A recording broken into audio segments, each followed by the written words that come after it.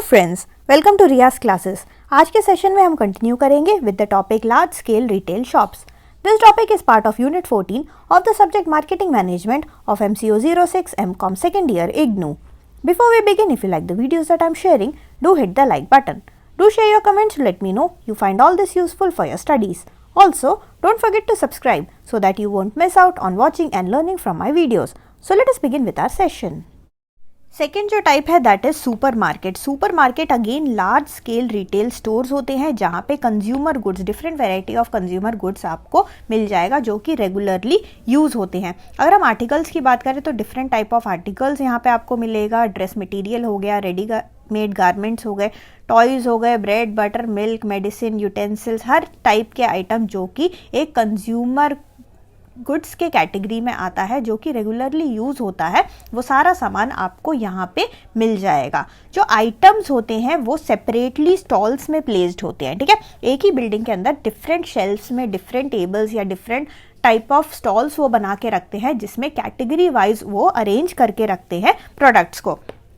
और यहाँ पे जो एक इंटरेस्टिंग चीज़ है दैट इज सेल्फ सर्विस। यहाँ पे जो कस्टमर जो होता है वो खुद एक ट्रॉली लेता है और उस ट्रॉली में अपना जो जो सामान उसको चाहिए वो भरता है, यानी कि सेल्फ सर्विस बेसिस पे यहाँ पे चलता है, ठीक है। तो यहाँ पे जो सेल्समैन की अगर हम बात करें, एक या दो, बहुत कम सेल्समैन यहाँ पे रहते हैं। अगर आपको कोई चीज़ की ज़रूरत है आप जाके सेल्समैन से पूछ सकते हो, बट वो कंटिन्यूस आपको हेल्प नहीं करेंगे। वो जस्ट कुछ इन्फॉर्मेशन देने के लिए, या आपको पता नहीं है कि कोई सामान कहाँ रखा है, ये सब आप उनसे पूछ सकते हो। बट ओवरऑल यहाँ पे सेल्फ सर्विस बेसिस पे ही रहता है। कस्टमर जो होता है खुद ही सामान, उसको जो सामान चाहिए वो शेल्फ में से पिकअप करता है एंड फाइनली वो पे करता है at the cash counter. So this is what a super market is. The third type is cooperative societies. Cooperative societies जो होते हैं ये ऐसे सोसाइटी स्टोर्स होते हैं जहाँ पे जो कंज्यूमर्स होता है दे ज्वाइन टुगेदर, ठीक है। कंज्यूमर्स ही एक दूसरे के साथ ज्वाइन करके वो क्या करते हैं, एक छोटा सा कोऑपरेटिव सोसाइटी बनाते हैं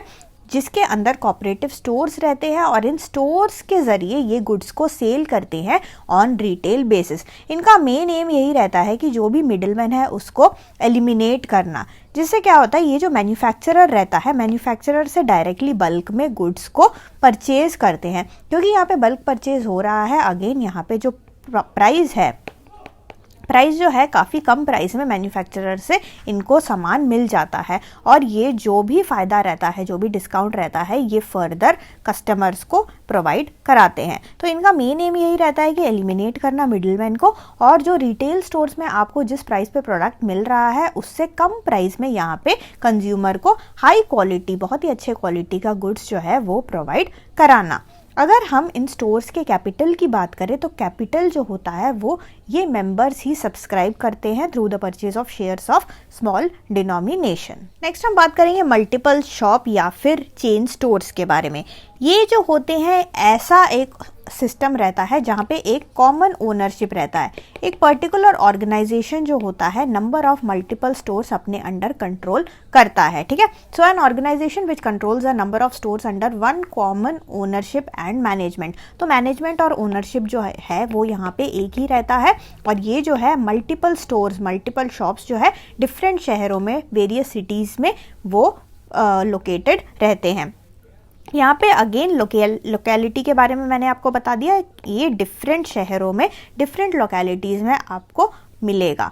जो कस्टमर्स होते हैं उनके नियर आपको ये सेंट्रल लोकेशन में आपको मिलेगा। ऐसे लोकेशंस रहते हैं इनके कि जो कस्टमर है ईजिली वहाँ पे एक्सेस कर पाएँ।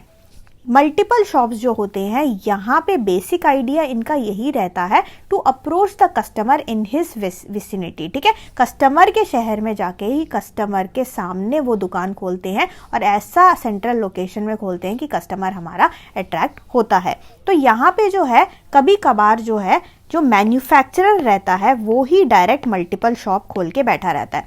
अब हमने देखा कि जो मार्केटर रहता है वो रिटेलर पे डिपेंडेंट रहता है अपने प्रोडक्ट को सेल करने के लिए, बट इस केस में, मल्टीपल शॉप के केस में, रिटेलर को एलिमिनेट कर देता है हमारा मैन्युफैक्चरर और डायरेक्ट ही अपने दुकान खोल लेता है।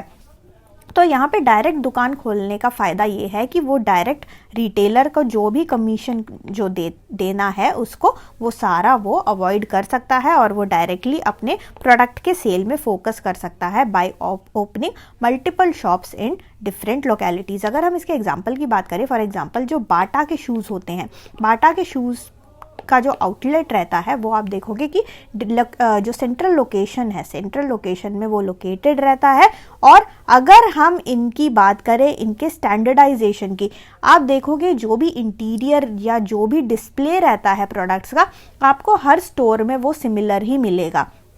वो सिमिलर इसलिए मिलेगा क्योंकि यहाँ पे ये यूनिफॉर्मिटी देखते हैं, ठीक है। स्टैंडर्डाइजेशन इन्होंने एक रखा हुआ है और यूनिफॉर्म रहता है इनका interior layout of their shops. तो सारे मल्टीपल शॉप्स, जितने भी शहरों में होंगे, अगर आप एक शहर से दूसरे शहर में भी जाओगे तब भी आपको सेम फॉर्मेट का दुकान मिलेगा, ठीक है। और वो जो दुकान होगा वो same type of goods and products ही सेल कर रहा होगा, और ऐसे गुड्स जो है जो कि डेली एवरीडे यूज में जो है काम आते हैं। अगर हम इनके सेल्स पॉलिसी की बात करें, अगेन क्योंकि कॉमन ओनरशिप है यहाँ पे, मैनेजमेंट सेम है, एक ही बंदे का है सब कुछ यहाँ पे, तो जो सेल्स पॉलिसी रहता है वो एकदम कॉमन रहता है, ठीक है। तो एक यूनिफॉर्म पॉलिसी हर दुकान में, हर मल्टीपल शॉप में, कोई भी शहर में आप जाओ, आपको सिमिलर तरीके का पॉलिसी वहाँ पे अवेलेबल होगा।